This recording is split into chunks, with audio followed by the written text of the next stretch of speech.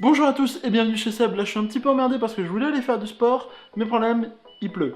Du coup, j'en ai profité pour finir le montage de mon tout premier épisode de ma toute nouvelle série qui va sortir et qui va tenter d'être régulière. Donc je vous laisse avec ça et je vous dis à la prochaine.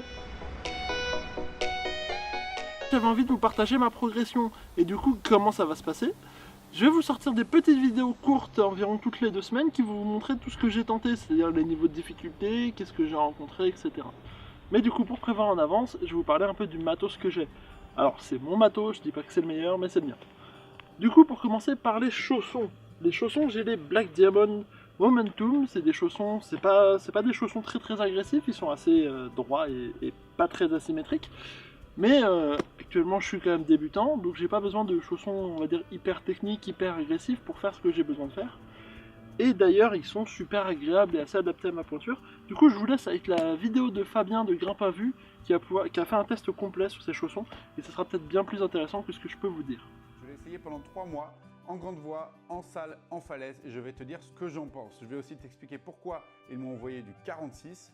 Du coup, pour parler de la magnésie, j'utilise la Black Diamond White Gold. Alors pourquoi j'utilise du liquide? J'ai utilisé de la magnésie liquide parce que je suis grimpé en salle dans laquelle la magnésie en poudre était interdite.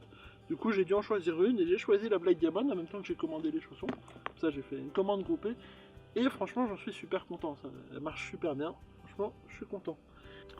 Et très récemment, j'ai acheté la Petzl Power Crush. Alors, on m'en a dit que du bien, j'en ai vu que du bien. Et du coup, Petzl, c'est quand même une marque sur laquelle je fais super confiance. On en reparlera dans une autre vidéo. Parce que c'est tout mon matos de spéléo, ça vient de chez eux. Du coup, je l'ai pas encore essayé. J'attends d'avoir un petit sac à pof. Et du coup, j'attends. Et du coup, pour le crash pad, pour les débutants, qu'est-ce que c'est qu'un crash pad? En gros, c'est un gros tapis que vous mettez en dessous de vous pour éviter que vous vous explosez par terre. Surtout, par exemple, à Fontainebleau, il y a beaucoup de petits cailloux qui peuvent sacrément vous faire mal. Du coup, moi, j'utilise le Mondo de Black Diamond. Encore une fois, Black Diamond, je sais, je précise, je suis pas sponsor, rien du tout. C'est juste que j'aime beaucoup leurs produits et quand je suis tombé dessus dans le magasin, il m'a tapé dans l'œil.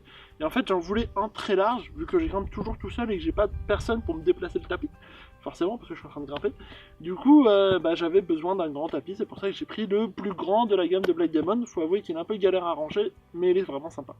La difficulté en escalade, c'est exprimé par des chiffres et complété par une lettre, comme 5A, 9B. En gros, le 1, c'est un sentier très escarpé, et le 9, c'est là où il y a les meilleurs du monde.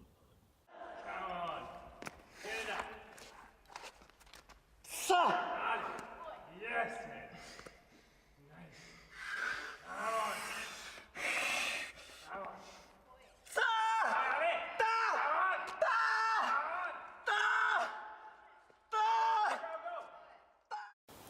Pour vous donner un ordre d'idée, les finales de Coupe du Monde sont dans les environs des 8C.